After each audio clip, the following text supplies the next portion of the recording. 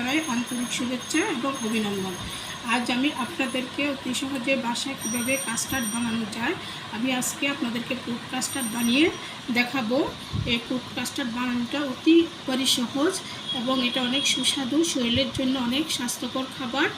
আপনারা পবিত্র মাহে রমজানে এই কাস্টার্ডটা বানিয়ে যদি ফ্রিজে রেখে সংরক্ষণ করে খান তাহলে আপনাদের শরীর এবং মন সবই সতেজ থাকবে এবং এটা শরীরের জন্য গরমের থেকে এসে যদি আপনার একটু শরীরটা ফুরফুরে হয়ে যাবে।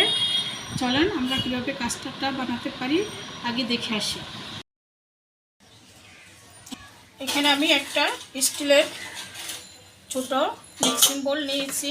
বোল বলতে আপনার এটা স্টিলের একটা কি বলে এটাকে সসপ্যান বলে, স্টিলের একটা সসপ্যান নিয়েছি। এখানে আমি মেজারমেন্ট কাপে 2 কাপ আগে থেকে জাল দিয়ে দুধটাকে ঘন করে রেখেছি।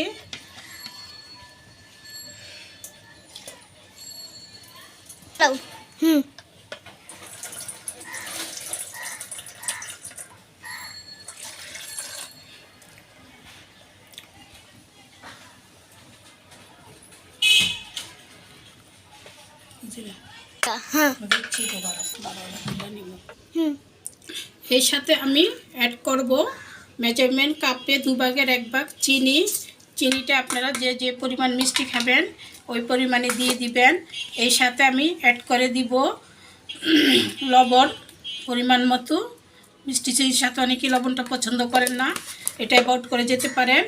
এর সাথে অ্যাড করব আমি কাস্টার্ড পাউডার, আপনার টেবিল চামচে প্রায় 2 চামচের মতো। এখানে আমি 1 চামচ দিয়ে দিচ্ছি। এখানে আমি এই যে আরেক চামচ দিয়ে দিলাম কাস্টার্ড পাউডার দিয়ে এখানে আমি আরেকটু পাউডার দুধ মিশিয়ে দিব। এখানে পাউডার দুধটা দিলে আরেকটু গাঢ় হবে এবং খাইতে অনেক সুস্বাদু হয়। এখানে 10 টাকা দামের যে প্যাকেট আছে প্যাকেটটা ফুল ক্রিম পাউডার দুধ মিশিয়ে দিলাম। দিয়ে আপনার চুলা বন্ধ থাকা অবস্থায় সব কিছু ভালো করে মিশিয়ে নিতে হবে। এভাবে একটা চামচ বা হ্যান্ড উইচের সাহায্যে সব কিছু ভালো করে মিশিয়ে নিতে হবে। এই যে দেখেন বন্ধুরা, আমি সব কিছু ভালো করে মিশিয়ে নিচ্ছি। আপনাদেরকে কাস্টার্ড বানিয়ে দেখাবো। ফ্রুট কাস্টার্ড কীভাবে অতি সহজে ফ্রুট কাস্টার্ড বানানো যায় এই সহজ রেসিপিটা আপনাদেরকে দেখিয়ে দিচ্ছি। তোরা ভালো করে সব কিছু মিশিয়ে নিয়ে এ পর্যায়ে চুলাতে পাতিলটা বসিয়ে দিয়েছি। এখানে আমি ভালো করে নেড়ে এই দুধ আর কাস্টার্ড পাউডারটাকে আপনার ঘন করে নিব। এটা অনবরত নাড়তে হবে, না হয় নিচে দিয়ে লেগে যাবে। দেখেন বন্ধুরা, আমি কাস্টার্ড বানানোর জন্য এখানে আঙ্গুর, আপেল, আনার, কলা 4 আইটেম ফল নিয়েছি। আপনারা আপনাদের পছন্দ মতো ফলটা নিতে পারেন। এখন আমার এই আঙ্গুরগুলো আমি কেটে নিব। কেটে নিয়ে আমি আপনাদেরকে দেখাবো কিভাবে এই কাস্টার্ডটা রেডি প্রায় হয়ে আসছে। আপনারা এভাবে অনবরত নেড়ে যাবেন। নেড়ে গেলে দেখে যাবে এটা আপনার কোনো প্রকার দলা বাঁধবে না বা কোনো এয়ার বা বাবেল থাকবে না বা নিচেও লেগে যাওয়ার সম্ভাবনা নেই। এভাবে এটাকে অনবরত নেড়ে এরকম এই যে দেখেন আর একটু ঘন হবে, তারপরে আমি নামিয়ে দিচ্ছি।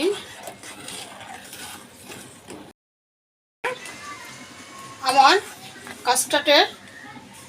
কাস্টার্ডটা পুরাই রেডি হয়ে গেছে। এই পর্যায়ে আমি নামিয়ে দিব। এটা ঠান্ডা হলে আর একটু ঘন হয়ে আসবে। এই যে দেখেন এটার ঘনত্বটা এই যে এরকম, এটা ঠান্ডা হলে আর একটু ঘন হয়ে আসবে। এই পর্যায়ে আমি চুলাটা বন্ধ করে দিচ্ছি। এটা এখন ঠান্ডা হওয়ার জন্য আমি রেখে দিব নর্মাল টেম্পারেচারে। দেখেন বন্ধুরা, আমার কাস্টার্ডটা পুরোপুরিভাবে ঠান্ডা হয়ে গেছে। এই পর্যায়ে আমি ফলগুলো মিশিয়ে নিচ্ছি।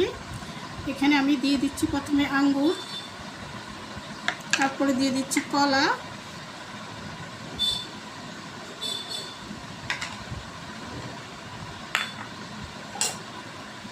এর সাথে দিয়ে দিচ্ছি আপেল। আপেলগুলোকে আমি এরকম কিউব করে কেটে রেখেছি।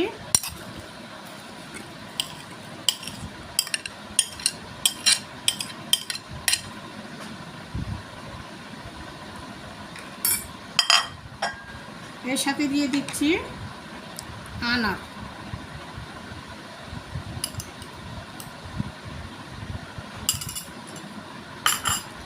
দিয়ে সবগুলা ফল ভালো করে এভাবে মিশিয়ে নিব। ভালো করে দেবো ছবিতে তোলো। চারটা একেবারে পুরোপুরি রেডি হয়ে গেছে। এ পর্যায়ে এটা আমি এখন ফ্রিজে রেখে দিব। এই রমজানে এরকম ফল দিয়ে আপনারা অতি সহজেই বাসায় কাস্টার্ড বানাতে পারেন। আশা করি আপনাদের কাছে সবার কাছে ভিডিওটা অনেক ভালো লাগবে। ভিডিওটা যদি ভালো লেগে থাকে তাহলে অবশ্যই আমাকে লাইক, শেয়ার, কমেন্ট করবেন এবং প্লিজ আমার চ্যানেলটাকে সাবস্ক্রাইব করুন। এবং এই রোজা রেখে সারাদিন আপনারা বাজি পোড়া না খেয়ে যদি আপনারা এরকম ফল দিয়ে নিজে বাসায় কাস্টার্ড তৈরি করে খেতে পারেন তাহলে শরীরের জন্য অনেক উপকার হয়। এই বলে আমি আসসালামু আলাইকুম, এই বলে আমি বিদায় নিলাম। আপনারা সবাই ভালো থাকুন, সুস্থ থাকুন।